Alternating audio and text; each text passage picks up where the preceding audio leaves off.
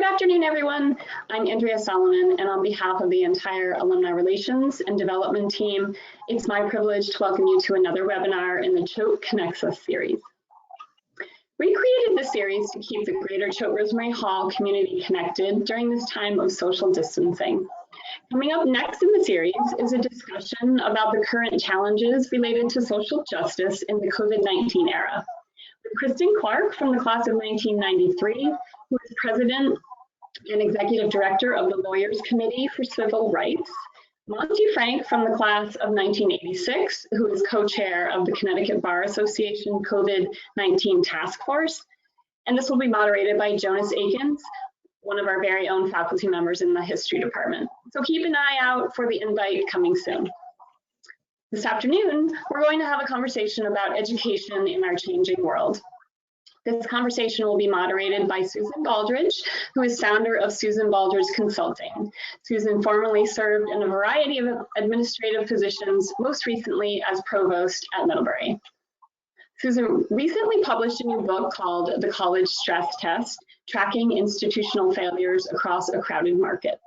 Susan will introduce our speakers next, and if you have any questions during the discussion, please write them in the questions area, and if there's time, we will pose a couple of them. Welcome, everyone. Thank you, Andrea, for the introduction, and welcome to all of you. It is lovely to have you joining us virtually for this conversation about a very, very timely topic: education in a changing world. I get the privilege of introducing the two folks you see on your screen there, both of whom I have come to know well and respect enormously. Alex Curtis is, as you all undoubtedly know, the head of school at Choate Rosemary Hall, a role he's occupied for 9 years thus far. He is also an architectural historian, and he has spoken and written eloquently about the need for innovation and embracing digital and technological advances in education, a need that is, of course, timely and relevant in a new way. We may touch on some of that today. Laurie Patton, who I also know well, is the president of Middlebury College, has been since 2015. She is a respected authority on South Asian history and religion and culture, as well as a poet and a translator. She is also, I know, the proud 1979 graduate of Choate, and in 2016 received the illustrious Choate Alumni Award. I know because at the time she was very proud of that, justifiably. I was fortunate to be able to serve as provost during the first 3 years of Laurie's presidency, and more recently I've had the pleasure of working with Alex and his team at Choate on the development of the next strategic plan. So I am delighted to be able to join with the two of you. And maybe I will take advantage of my status as moderator and throw a question to the two of you, and then we can just start a conversation. One of the things I have noticed in my conversations with leaders throughout educational institutions over the last couple of months is just how challenging it can be to focus your work, focus the work of your team amidst so much uncertainty and chaos and challenge. I am talking to folks who are generating more contingency plans than one can possibly imagine for the coming months. And I'm wondering whether you've been able to identify key principles or ideas that you're using to help focus or guide your efforts as you think about the coming months. Sure. Alex, you want to start? Now, you go ahead. Then I defer. Okay. Yeah. All right. Well, I think there are two ways that I think about this. The first is that it seems to me in crisis communications in particular, and crisis management more broadly, particularly in a higher ed context, where there is a lot more folks who are on their own, working on their own, not necessarily always focused on teamwork, sometimes focused on teamwork. The two questions are, what are we seeing around us, and what can we expect in the near future? Particularly because the broad future is very, very difficult for all of us, and we can't really make predictions without a vaccine for COVID, without any real treatment that is the kind of magic bullet that will help all of us in a population base. Those are the two questions that help people get from A to B. And I think that's a really good way to keep people focused, is what are we seeing and what does the near future hold? And it helps them make steps. The other thing is, for me, every week I add a combination of numbers that are in my head. So this week, and we just had our board meeting, so shared this with the board as well, shared this with the faculty, we'll do so with staff at Middlebury. The first is 0, which is 0 cases in Addison County in Middlebury for the last 3 weeks. Second is 10, which is 10% increase of students from last year of folks who want to come to Middlebury, whom we have admitted. So 10% increase in yield, which is surprising to us and wonderful. We think that's also a number of hope rather than reality, because a lot of folks want to get out of their homes. The third is a range of 33 to 87 million, which is our financial exposure, which is true for almost all of our institutions of higher ed. We hope it's going to be in that lower number, but it's real. And I've added one just now, which is 20, and that is 20% of folks who get COVID between 18 and 44 are still hospitalized, right? So those numbers represent the range of hope that we have on our campus. We're, one of the top 10 liberal arts and sciences colleges, probably the only one in the second cleanest state in the nation. On the other hand, all of those other factors are very much part of the world that we're living in. So it gives people a touch point and a reference point. I'll stop there, lots more to say, but turn to Alex. No, I think that's inspirational to me as we think about it, very, very both practical and hopeful as we go forward. I think just to add to that, for us in our conversations with the board, it was interesting as we went into this to think about, Zoom. There was a sort of quick scramble, I would say, right during spring break and afterwards to get online and get classes going. And we sort of realized that at some point there needed to be a bigger principle than that. So Susan, to your question about principles, and to us has been, how can we provide as much of a Choate-like experience away from campus as possible? And what goes into those experiences that you can still provide, and how, and I'm sure we'll talk about it more this afternoon. And so that's sort of been, okay, you can deliver to your class, but what are the extra pieces that we can do? How can we connect? How can we do things that are boarding school based through different means and be creative to do it? So if there's been a North Star to some extent, it's been, how can we be as Choate-like when we're physically not in Wallingford? And that opens up a whole series of questions, provides a guideline, I think, that is critically important. Yeah. Right. No, thank you both for that. And so let's talk about a couple of things about identity and being Choate-like or being Middlebury-like. I mean, having spent years on the Middlebury campus and having gotten to know Choate recently, I'm struck by both of them as institutions deeply informed by a sense of place. So maybe to dig into your observation, Alex, how might that sense of place be reimagined in a world where right now, at least, virtual connection is the mode we have available to us? How are you all thinking about that? Yeah, I mean, this is, so I'll bring my bias, right? I'm an architectural historian. I've spent my academic life thinking about the way that place and culture interact in truly meaningful ways, which drives which. There's a form versus function question that's at the core of most of our architectural history, for sure. And one of the things that has happened over the last few years at Choate is we've identified programmatic needs that we could solve through resources, through personnel, but also through facility. And so, important for us, adding things like Lanphier Center, but St. John Hall, a student center, and Colony Hall, an auditorium for the arts, but also, importantly, a place for us all to gather together. All those things that have been fundamental to who we are, and we've created spaces, disappear for a period of time. And what I think this period is proving to us is that the culture is actually the more important part. That those spaces made them easier, made it seamless, made it frictionless, allowed us to achieve those goals easily. now we've got to do them differently. So you know, for me, being on a Zoom call with the whole of a class, which is actually at 1 o'clock, we've got the 4 meetings, and the amazing thing is, so there's things that I can do that I wouldn't normally be able to do on campus. I can get to four meetings in an hour, which on campus, you know, I'm getting a little older. I'm not sure I can make that run, you know. So there are moments where, and to flick through the pages of that and see everyone's faces and connect and see everybody. In fact, in some ways, connect even more closely because of being able to see everybody as opposed to in a sea of people.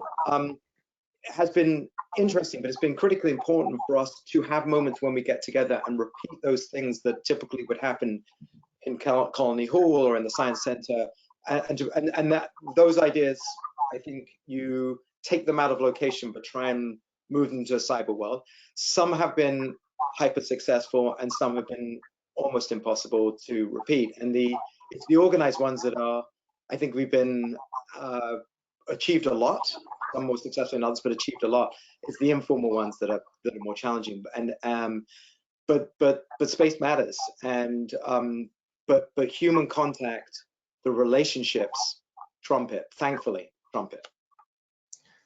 I'm so inspired also by what Alex says in the sense that we've also experienced this really interesting thing. Our faculty meetings, to almost high 200s, 300 in attendance, and that never happens, you know, in place. Same with staff council meetings or all staff meetings, 300 and above folks, and the questions online, the chat rooms and so forth there. The tone is a much more collegial, deliberative tone, which is something, you know, that is deeply important for me as a leader in higher education, is how do we become a deliberative community, and how do we think about modes of being with each other, modes of respect in conversation that allow for that deliberative community to work. So we had a faculty meeting the other day where it was a very passionate conversation. People really felt very committed on both sides, and both sides volunteered that the other's arguments made their positions better and made their thinking better, which in a time of stress for, you know, faculty in a plenary session to do that was great. I was thrilled by that. So we're seeing a lot of that. One of the ways that I phrase it is that we are closed but connected, dispersed yet dynamic. And that is kind of what we need to be at Middlebury all the time. That being said, though, and it's very funny, you know, Alex was talking about his grounding on this. My last book of poems was a place called House Crossing, and it's about home and space and how architecture actually affects our imaginations. Domestic architecture, windows, walls, and so on. And so I'm thinking about space in a similar kind of way. And I would say we can maintain this for a while. But in the end, and I'm sure Alex and you for sure, Susan, would agree that, you know, Susan, you were so involved in our strategic planning, which is a living, breathing document envisioning Middlebury, that number one phrase, which is of our time, place-based experiential learning, where you are in place, you are affected by place, your imagination is changed by place, and that you experience place, and that is a deep structure of your learning, is such a big part of what Middlebury is. Middlebury's campus is stunning. It's huge swaths of mountains. We have a campus in Monterey. Same, the ocean is right there. You can hear the sea lions, you know, in the middle of the night. There are all these functions of place that are essential, and I think they inform our to be back together. So the other thing that I'm deeply struck by is the longing of our students to come back and be with us. And a couple of faculty said to me, wow, I didn't know they liked us so much, you know, that there's this really, you know, the mad that when we first had to disperse, I thought, okay, there's something important in this mad, you know, this fact that folks are mad. And then also seeing that longing to be together. That even informed our way of thinking about graduation.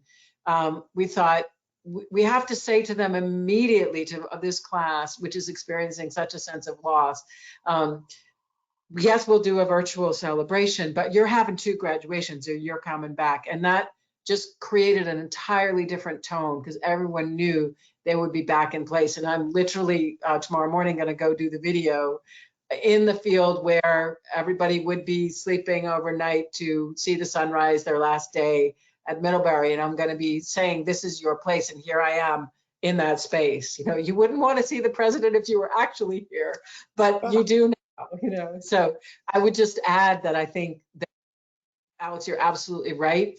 I do think there's a time-bound nature to that dynamism and community, and that place will need to reassert itself at some point.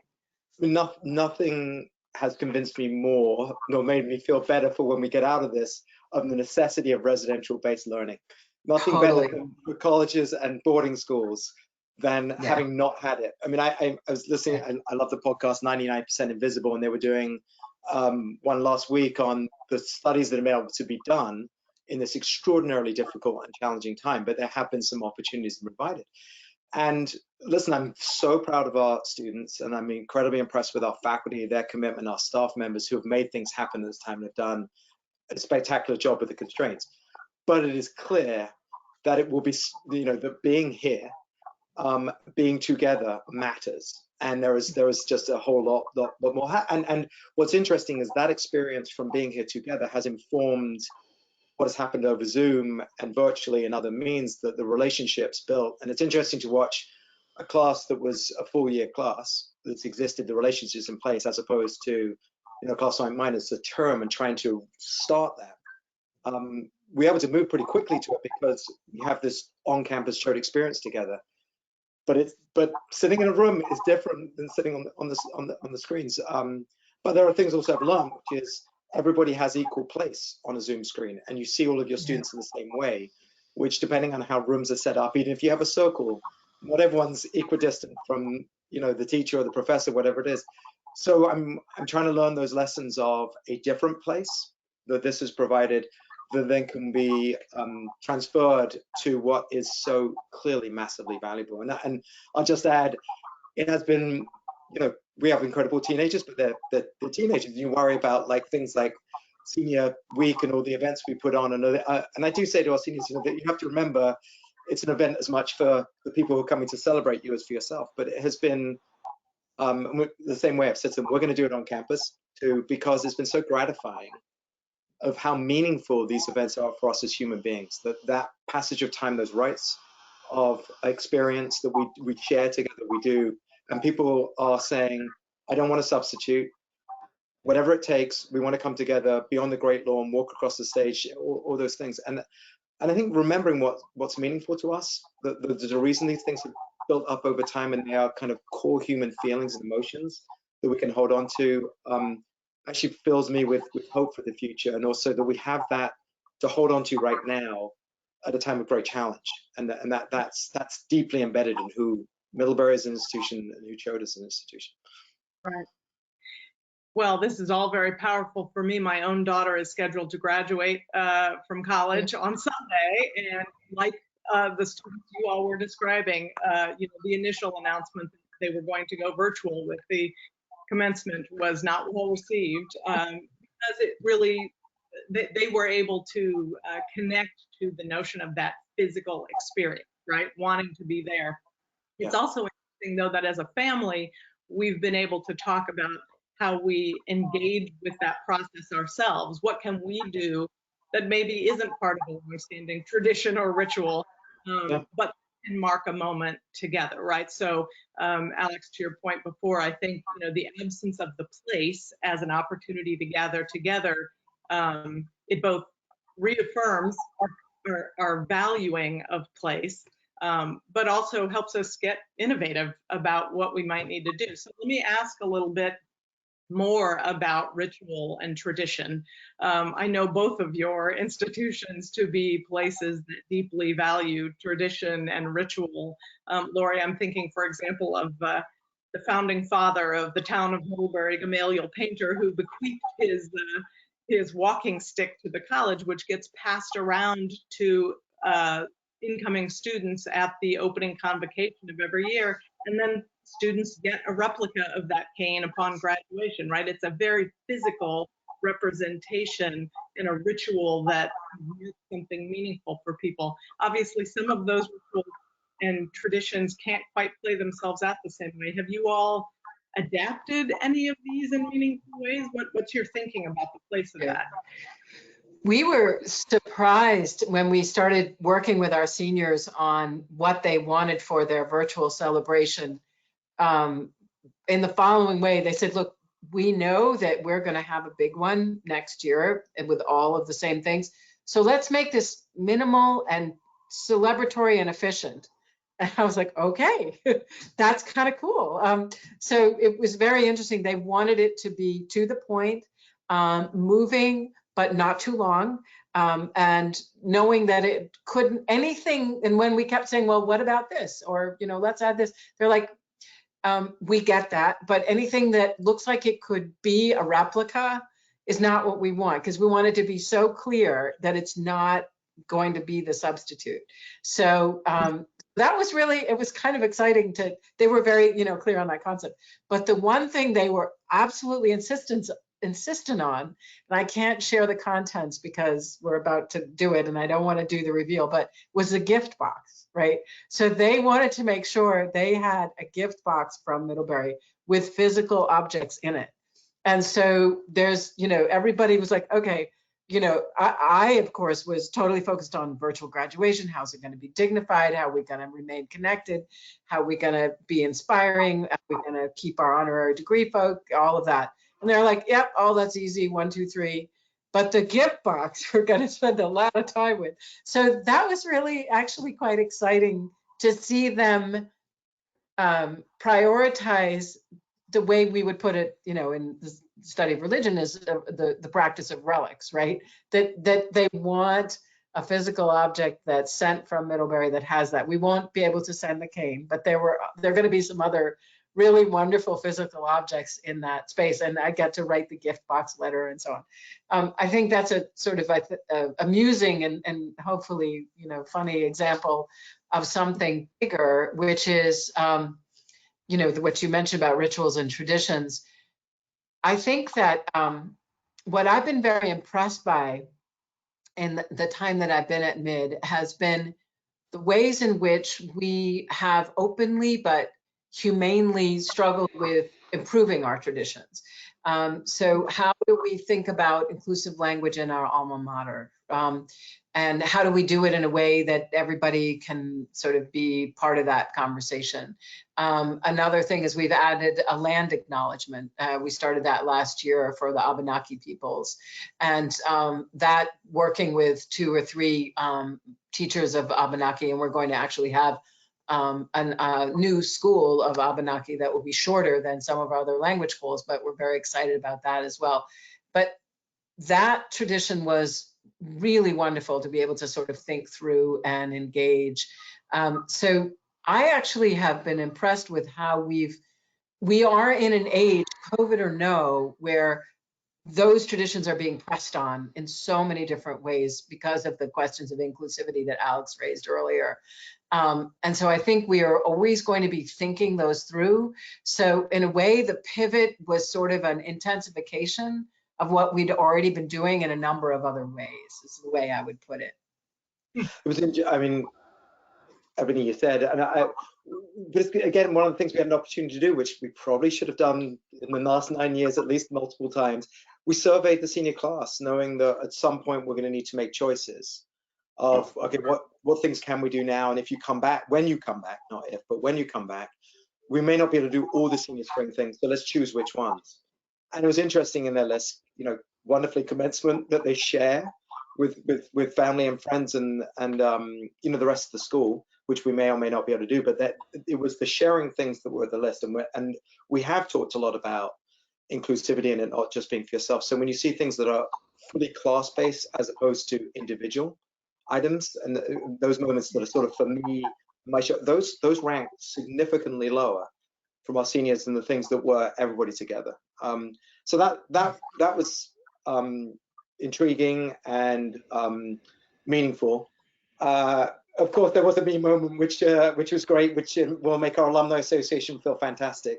One of the relief moments is when we told them we are going to send them. They get a vest. We normally have a dinner about 4 or 5 weeks from graduation, from commencement. It's sort of the kickoff to the season, so to speak. And we have a couple, some alumni in the area will come back, but they get a blue vest with the Choate Alumni Association on it. And that's sort of the handout moment. It's the beginning welcoming. And it's clearly, it's a relatively new tradition. I mean, it goes back certainly, 10, 12 years, something like that. But it's clearly become meaningfully symbolic of a thing and of a welcome and a thing we can share together, and we all have. So we're going to send those the same way as the fact we'll send those along as well. So things that. And the other tradition I was just thinking about was, Amy Foster and a number of faculty members for Last Hurrah do dance lessons, teaching foxtrot and waltz and things like that. And the students were like, can we still do something like that? So I know right now Mrs. Foster is trying to work out how, with students in their own house on their own, she can teach whichever one she goes with, swing or waltz or whatever it may be. But they're going to have Thursdays for the next few weeks and dance lessons of some sort. So, just connecting that each senior class has those dance lessons is just really, to me, very cool. That's great. Well, all of those examples really speak to how grounding those kinds of rituals and traditions, even if they come in some reformulated version, right? The online dance class or the gift box instead of the in-person moment. That's great. You're also making me think of sort of the contrast between the very intentional work that institutions do all the time, right? I mean, so much of our institutions are built on intentional design of curriculum, intentional design of spaces, campus spaces. Alex, you spoke to that. But of course, part of the magic of these institutions is the spontaneous moments that take place amidst all of that intentionality. And I'm just, I'm watching and hearing all of your description of the intentional moves you all have made to adapt in this new circumstance. What about spontaneity? Is that happening? Do you see examples of it, or do you hear from students or faculty about spontaneous serendipitous moments that that help you live out the experience, even if it's under different circumstances? Alex, you want to start? Yeah, can you have intentional spontaneity? That's an oxymoron, right? So there have been ways that spontaneity has been created by things like dorms having mug nights. There is the spontaneous moment, right, where people walk in together and see each other, or a Zoom dance party for the one of the Max Brown's had, or the Zoom cocktail parties that we've done for our faculty and things like that. I do think that is the biggest gap. I mean, the reason why St. John was such an important space for us was we wanted a place where people would run into each other without planning. And it's as a student center, it's been so successful because of that. And when you talk to people, it's the dining hall and St. John that are so hard to replicate in this world, because you can catch up with people. I found many ways meetings more efficient. I can get people. They don't have to walk across campus for us to get together. We can invite each other on Zoom and do it very, very, very quickly. But just running into folks is a challenge. We had a faculty meeting last week where we just split into a couple of sections, put people in chat rooms of 10, 15, and just had what are you doing? What are you reading in your spare time that's not work? Just questions, because we're not sitting at lunch tables together with those kind of, and the question immediately went off in different directions, but it was, I'm just not seeing you around campus the way that I normally do. So some of those things, what I do see is like office hours are kind of neat, because we have parts of the schedule where they're set, and it's really easy to drop by, and it's not a big effort again to if it's 8 o'clock at night, typically that's get up, leave the dorm, walk across campus, get permission or whatever it is. Now it's quickly jump onto Zoom, and you can, and our students are less scheduled. They're working very hard, but obviously without a lot of the after school activities, they're very driven, and we worry about that sometimes, of how much they've got on their plate. Right now, there's a little bit of a different change of pace that we're asking them actually to reflect upon, that they have more time to themselves, less scheduled time. So there's a spontaneity in that. So that's made those things more available. And then the other piece I'll add, just maybe you know, some observation is I know it's, you know, it's a generational thing to complain about kids playing video games. I think that's when I played a lot of video games, it was a generational thing to complain about it. But as we've seen, you know, I think, you know, the Air Force uses the Xbox controllers to fly drones because they've learned a lot of things from kids playing video games. One of the places I see a lot of spontaneous students of Hangout is they're playing interactive video games together.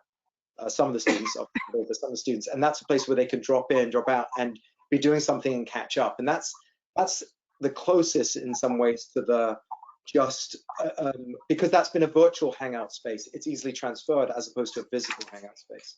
So that's been interesting to see that one kind of happen. But and I'll just add the other part is for those of us lucky enough to be on campus soon, still.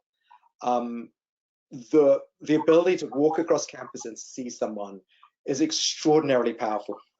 Like, you know, we're all sort of in these houses, and well, we know there's, you know, there's whatever there's 150 of us living on the campus, and most of the time it looks like there's 3 of us, because most of the time it's quiet. And then you'll see a family playing, you know, over in that part of campus, and you'll wave to them while you walk and be 20 feet apart and yelling conversations of trying to get away. But those moments of running into people, which are so run of the mill normally, they're lovely. That's what living on a campus is about. But taken for granted, are just fill me with such joy. And one of the things you got to remember afterwards of like, don't take that stuff for granted. I know in 2 years I'll probably forget that, so I'll replay this video, but they are so meaningful, and it's just so incredible to come across people when you do on a Saturday afternoon, sunny day. People are out with us on beautiful Saturdays to be able to do that. So you're holding to those. They're very powerful. So sorry, Laurie. Yeah. No, I think it's important. I would answer in a couple of addenda to that. The first is that what I feel the loss of most is that sense of random encounter. And particularly, I think for higher ed, there's a sense of random discovery that's so powerful and energizing. Whether it's walking through the stacks in the library where you see a book that's 6 books away from the book that you were actually intentionally going to get. Zoom and email are and online shopping, all 3 of those are forms of directed intentionality where you are assumed to know what you want, right? And so that is your activity the whole day, is entirely directed intentionality. And so I deeply feel that loss, because I think life of the mind, certainly at Choate and definitely at Middlebury, all of higher ed should be this way, in my view, is based on associational creativity, right? And so that's part of why associations matter, the calling across the hallway, you know, whatever it might be. It creates pressure and it creates tension, but it also is the kind of thing that inspires us, because we just don't know what's around the corner. We now live in a world, for the most part, where externally we don't know anything about what's around the corner, but internally in our lives, it's the intentionality rules so much that I worry about the accidental discovery element of education being lost. I worry deeply about that. The other thing I'll say in terms of, you know, where it is now, I loved Alex's descriptions. I think at Middlebury, there are a couple of things. We have neighborhoods that are being very intentional about things in the town of Middlebury, about things like scavenger hunts, about, you know, creatures in the window, those kinds of things, which is, it's exciting. And I think it's more operational in a small town. There's more of a sense of a there in a way.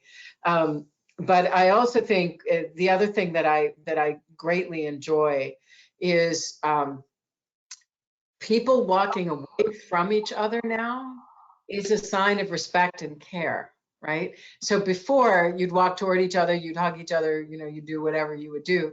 And now, you know, I walk through the town with my husband every day and up to the campus on a very regular basis. And the move away is always done with a sort of honorific, whether it's a wave or an acknowledgement or something. Whereas, so much of what we manage with young adults who are newly adult in a way that is different than what they might be at Choate, when someone doesn't acknowledge them, it's does that mean I shouldn't connect to them? We have an intergenerational question of people, on their iPods thinking about, does it mean that if I'm an older professor that the student doesn't want to talk to me? And all of that has shifted now because people understand that there's a care in distance, which is a very new way of thinking. And the other thing I will notice around questions of belonging and intentionality, I really hope that the kind of equalization that happens in Zoom, and I think, and other platforms that Alex was mentioning, I really hope that we can make this a moment when belonging is a question that all of us ponder, because it, worries me so often that belonging tends to be, something that people who don't belong worry about more. But everyone, because we're all dispersed, what would it look like? And I see a little bit of this now for all of us to think differently about what it means to belong. So I hope that there's more of a kind of more widespread consideration of that question of belonging as a result of what we're going through now. That's so well put. No, well, and you're both reminding, I think, all of us about, the ways in which belonging and connection are so central to the experiences of these institutions, whether it's students or faculty or staff, and how the changes around us have really, really emphasized the loss of some of those things, but also the value that we place on them. And then there are these wonderful moments where, through sometimes pressure and sometimes help from others, we find ways to creatively reinvent those opportunities. Or as Alex, as you said, we intentionally create the opportunity for spontaneity. I'm aware of the time, and I know there were probably some questions coming in. Andrea, I think you were going to perhaps jump in and offer some of those thoughts. Yeah, we do have a couple of really great, we have lots of questions. We sadly won't have the time for all of them, but one I thought was really great. What is the single most inspiring or affirming thing that you have seen in your communities since COVID-19 began? I'll start with sort of alternating in terms of who jumps in. This has been an interesting one for me. I think there are two that immediately come to mind. The first is our Student Government Association deciding to give the remaining budget they had for events entirely for staff relief, which was a decision they made on their own, spontaneously. And it was really wonderful to see that. And I did an interview with one of the treasurer of the SGA, with whom I had a class last semester, and he talked a little bit about their decision-making process. He's also one of the students that's remaining on campus, so it was really lovely to see that sense of support and connection and engagement. And the other one, it's been an interesting one, but I find it deeply inspiring, and that is, we are connected to a small hospital, and we realized that we had to start talking. The head of the hospital, the head of the college, and the head of the town council and the police chief all had to start talking right away. So we created the Middlebury Information Sharing, in a COVID crisis emergency team, otherwise known as MICE. So MICE meets on Wednesdays. And as a result of the intense planning that we did with the hospital, we created a clean corridor for the working well, which meant that we identified 2 dorms, small dorms, where the folks who were well could take care of folks, but not in the hospital, but not expose their families if they went home, or have their families exposed to them. And once I'm sure there is no correlation, but we went flat in our curve the day that that corridor opened, because our campus ourselves has remained clean and hasn't had a case. It could change tomorrow, but I think creating that corridor is a symbol for me of what it means to have town-gown relations as dynamic as they are at Middlebury. I think about it often as a really great symbol for what really smart people in a small community, partly college, partly town, can do together. So those would be the two examples I give. Yeah, that's such a good one. We had a tough summer when we had a fire in the Hill House, and the fire crews around here, but particularly the Wallingford department, were incredible. The speed they were there, the fact they saved the building, and that created a relationship, right? And we threw a brunch for them at the beginning of school. They came with their families, and a lot of, you know, the sort of the who is everybody got broken down. And so for me, that there was no hesitation when the first responders needed some places to be able to stay, so they didn't have to go home to their families. There was no hesitation to reach out to see what we could do, and similarly, when we decided to use the Sally Hart Lodge, we've made that available. The Salins, who are the lodge keepers, needed to move out, so that and it wasn't a do I have to do it? Can I have 2 days? It was like, do you need me out in an hour, or, you know, by 4 o'clock type thing. And that, to me, that's what the last couple of months few months on this campus, our faculty being told, you've got to switch to online. And originally, you know, and you've got your spring break and a few days afterwards to make it happen. And not I was bombarded with emails of people saying, we can do this, not how are you forcing it upon us? Our parent group, when we told people that we were going to support the folks that have supported their children for so long, in our janitorial staff, in our dining services, even those that basically closed and pay them through the year, remarkable support from that group. Instead of people saying, wait, you know, and so we've seen just multiple ways that people said, what can I do, as opposed to, that sounds hard. And every time that happens, and the wonderful emails, every one of them you read or you to share with people, that little bolt of positive energy is what we all need right now. And it's just been multiple times, and it's just remarkable. Right. I think the question was one, but I still made them all generally one. Okay, what are students saying their top 3 things they miss the most are? Alex, you can go first.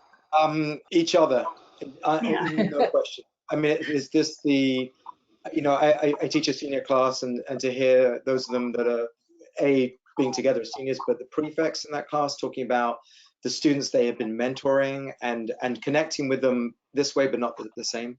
So I think it's the classes are doing a great job, not quite the same, but, you know, your extracurriculars disappearing. Yeah. So the athletics piece, the dance show that was going to go up the week after, the big musical that everyone was waiting to happen. So I think those extras and the senior spring, and then you know, 3, I'm sure it's the school food. Now, I think, and I'll just physically being on campus, just that to me is the third plus. Just walking around and seeing Archibald, seeing Hill, and all those things. That's a quick 3. Yeah, I'd say absolutely those. The way our students are articulating it is their mentors. So, you know, we have a lot of staff mentors as well as faculty, but that close relationship, which is the value of, you know, liberal arts and sciences college, as well as a place like Choate, there really is something deeply reassuring about running into your mentor in a spontaneous way and saying, oh, you know, this is what I'm struggling with. I think students really miss that kind of reassurance that helps them get through and get inspired by the rigorous education that they're getting. And they definitely miss the landscape. They miss climbing Snake Mountain. They miss, you know, going out to the football fields. They miss gathering at, you know, the middle of the night for an arts event, when we have an all-night arts event, or at an athletic game. Those kinds of, it's truly exhilarating to be in those outdoor events at Middlebury. So I think they miss that a lot. Yeah, there's nothing to replace those experiences, is there? Just quickly, how do you think the students have been reacting and dealing with the online learning? It was a very quick shift, almost overnight, maybe within a week. Have you been really impressed, both of you, on how they've adapted and how the faculty and staff have, faculty have adapted? I think students adapted a lot more quickly than faculty did, for the generational shifts that we see. The most moving thing I'll say about faculty is one of our, probably one of our longest teaching employed faculty who never and just does email and that's it, was, as soon as that announcement went out, was faithfully in our D-Link, our online training session every day and I took a picture of it because I literally choked up when I saw it, because he was and when he knew this was a matter of public necessity, he just switched and he was totally cheerful about it. And I thought, wow, you're probably about 80, 81, and you're doing your thing. And so go you. So that was very moving to me. I think the students in general, the 3 issues that are the most challenging for them, this generation, as we know, is deeply concerned about equity, and there are deep inequities. There are home situations that are almost impossible to manage, both because the student's working now full-time or managing a house while the mom or the dad is working full-time. There are food insecure households. There are a number of different spaces that are really, really difficult for students. So I think that's been the biggest concern that they have is everyone having the same online experience, because not everyone can go to their own room, and manage that.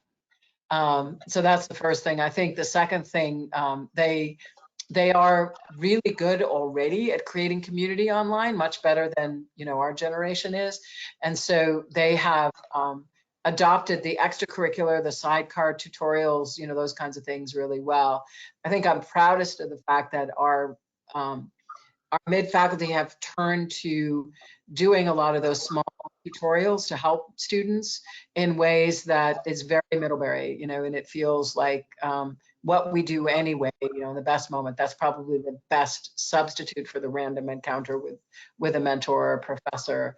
So that's what we're seeing the most of. But what I have exhorted our community to do is to say what's really good about this pivot that you want to keep with you as you move forward. What are not just opportunities we can take advantage of. That's absolutely where we need to be going, thinking strategically, but how do we take the best of the online experience and keep it with us? So will there be times when, to make a more egalitarian classroom, for instance, we will go on Zoom, even though we're all on campus? Those kinds of things are very important. And I think thinking about hybridity and the online and in-person experience is where we're all going to be naturally moving. And I think, being reflective about moving in that direction. And our students really need to lead on this, because they are the digital natives that can help us think these questions through. Yeah, I just add, I've been super impressed by just people's flexibility and growth throughout. It wasn't like whatever I started with the day we got back. I've watched tremendous evolution in the way the students and faculty have approached it. There's a lot, we're learning a lot in a very short amount of time that might have taken 5 or 10 years to move this far along in what we've done in 5 or 6 weeks or more. So to me, that's been the impressive part, is people's willingness to grow with it and stick with it and recognize together they'll get through the challenges. Right, and it certainly will be interesting to see what things stay and what things don't stay. But thank you so much, Alex and Laurie. We know you're both extremely busy people, and it's been wonderful to have you with us today. And a special thanks to Susan for facilitating a very informative and interesting conversation this afternoon. Thank you everyone for joining us, and please stay tuned for our next program in our Choate ConnectsUs series. Stay healthy and take care of each other.